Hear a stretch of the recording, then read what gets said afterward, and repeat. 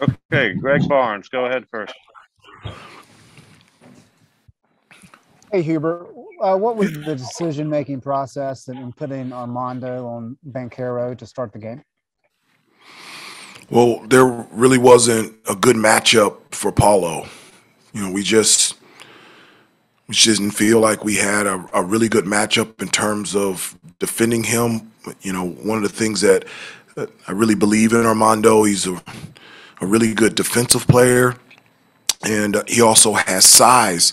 And so one of the things that I was thinking about was with Armando's size, it would limit Paulo to, and he can be successful out there on the perimeter, but limit him out on the perimeter as opposed to posting up.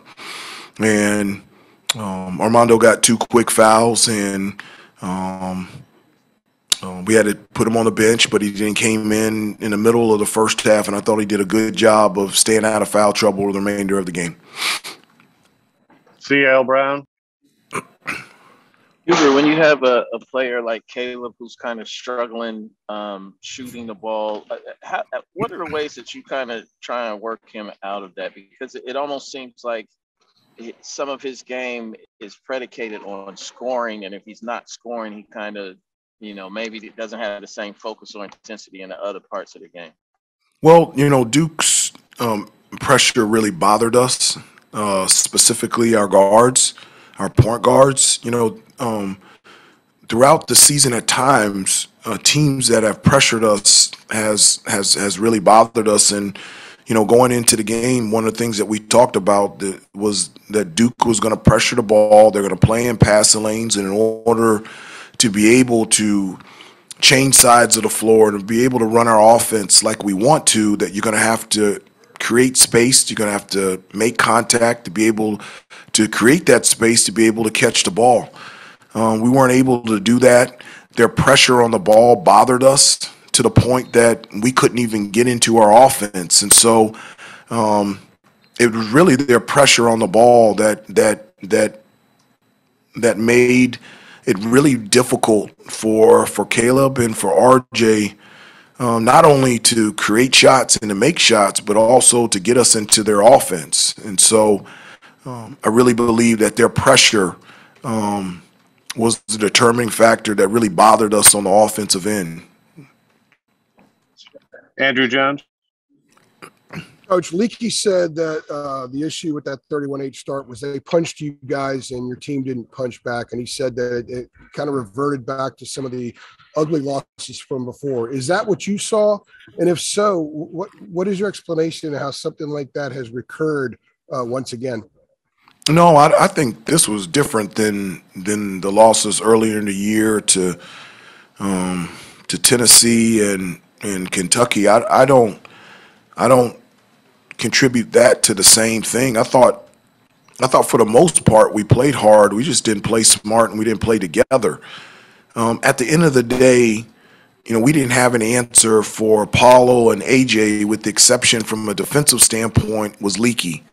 Unfortunately, we couldn't divide Leaky into two players, and we just didn't have an answer for those two. And so from an offensive standpoint, not only their ability to be able to score, but their ability at any time to create shots for their teammates. And so at the end of the day, Paulo and AJ were better than anybody that we had tonight.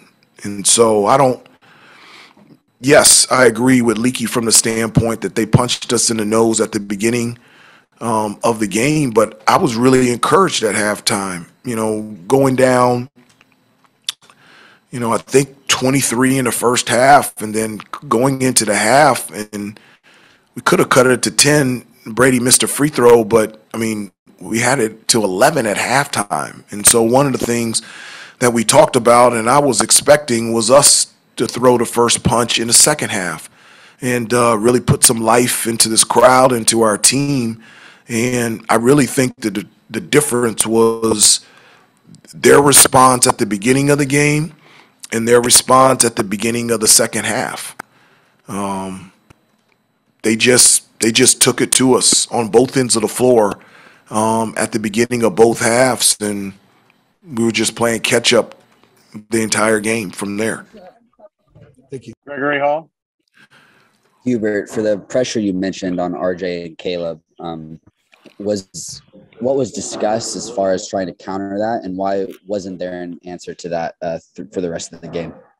Well, sometimes guys just play better than other guys. It's not really an answer to, this solution. One of the things that I told them that if anytime, whether it's in the park or playing pickup and somebody pressures you that much, your response would be just to go by them and be able to make a play. If somebody picks you up that far out, you have to compliment Jeremy Roach, you have to compliment Wendell Moore, and also Trevor Keels. Their pressure, their ability defensively to be able to pressure and to be able to contain really bothered us, and to the point that even if we were trying to help RJ and Caleb out with the ball screen to relieve pressure, their pressure and their ability stopped us from even coming off the ball screen. So, there are times there isn't a solution other than tip your hat to a certain player or a particular team in which that they played. So was it more of a pride thing with RJ and Caleb against Duke's backcourt, or a talent thing, or just what do you like? Was there anything discussed to try to change things up differently to play better than what was originally in those first 10 minutes, or like how was it really just go play better? Well, I don't understand what do you mean a pride thing. At the end of the day, sometimes you play and you don't play as well as you want to play.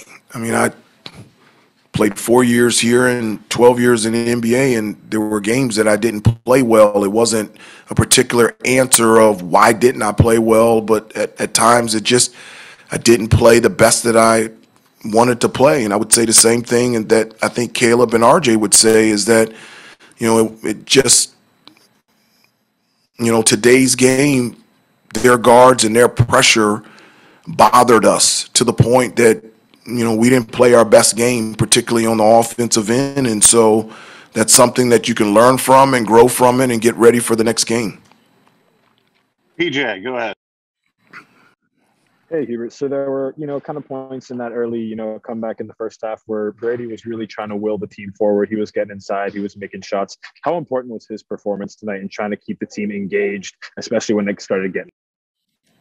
Well, he was the one guy that I felt like at the beginning of the game, he wasn't nervous. And that's coming from somebody that this is the first time they've played in a type of game like this. And so he was poised, he was confident out there on the floor. And from an offensive standpoint, he was the only guy that was in rhythm on the offensive end. I thought they did a really good job on Armando. Mark Williams has tremendous length and athleticism, and he did a good job of making Armando score over top of him and wasn't allowing him to get angles close to the basket, where Armando has done a really good job of that this season. And but I thought Brady played really well, and he played hard, and I thought he tried his best, and I'm very, very proud of him. And do you think he saw anything different in this game that he kind of hadn't experienced before as a UNC player in terms of, the rivalry? Can you repeat that again? I'm sorry. And in terms of experiencing this game, this kind of, the rivalry game, do you think he saw something else that kind of sparked him to play, this well and, push himself? Or do you see him pushing himself like that? I don't know. I haven't had time to talk about how he felt out there on the floor. I know he was really excited about playing in this type of atmosphere and this type of game, and I thought he played really well, but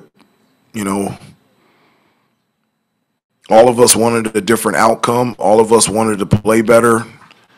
And so, as well as I felt like Brady did play, I know that he's upset that our team wasn't successful today.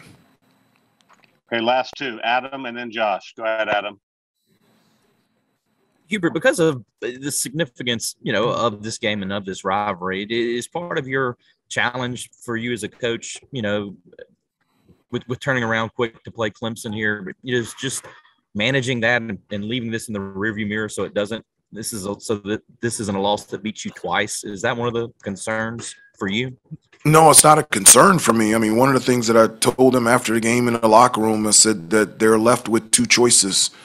One of the choices is to stay down and whine and complain and point fingers and not get back up. The other choice is to get back up and start working and competing and fighting back.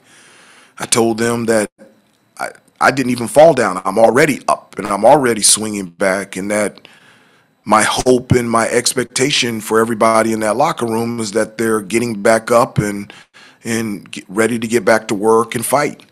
I always think, when things don't go your way, I think you can turn it into a positive if you recognize it, admit it, learn from it, and grow from it.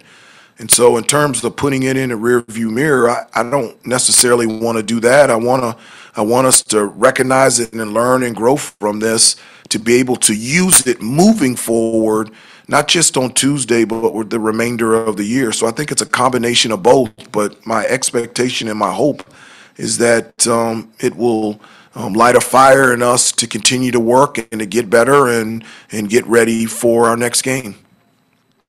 Okay, Josh, last one.